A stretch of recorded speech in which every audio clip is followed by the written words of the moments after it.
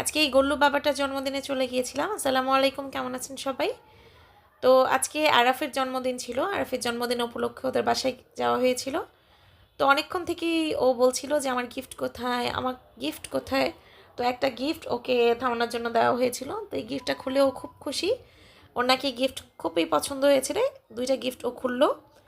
তো কিছুক্ষণ পর তিনি রাজার মতো এখানে ডাইনিং টেবিলে বসেছিলেন যে সব ফ্রেন্ডসদেরকে নিয়ে খাবেন, এবং সব ফ্রেন্ডসরাই ওনার চেয়ে বড় ছিল। তো তার খুব ভাবসাব, সে কিভাবে যেন বুঝে গেছে আজকের এই অনুষ্ঠানের মধ্যমণি সে, তাই সে একটু মুডেই ছিল। তো খুব সুন্দর করে ঘরটা সাজানো হয়েছিল।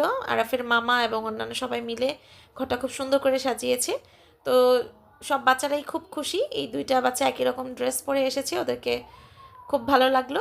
আর আমি তো রান্নাঘরে গিয়ে ফাঁকে আর কি ভিডিও করে ফেললাম, যেহেতু আমার রান্নার পেজ।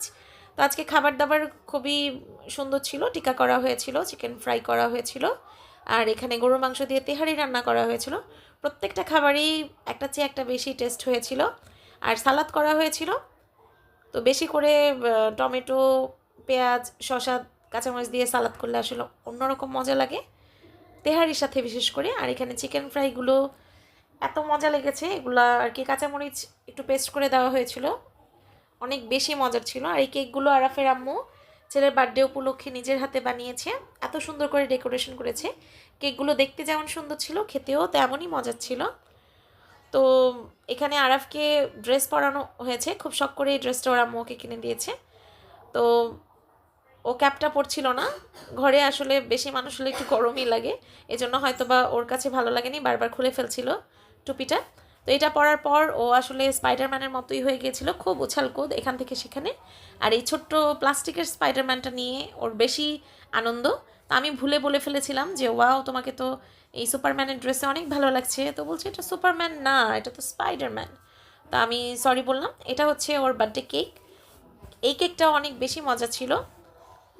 আর এখানে কিছু রিটার্ন গিফটের ব্যবস্থা করা হয়েছিল বাচ্চাদের জন্য। আসলে তিথি অসম্ভব গুণী একটা মেয়ে, ওর গুণের কোনো শেষ নাই।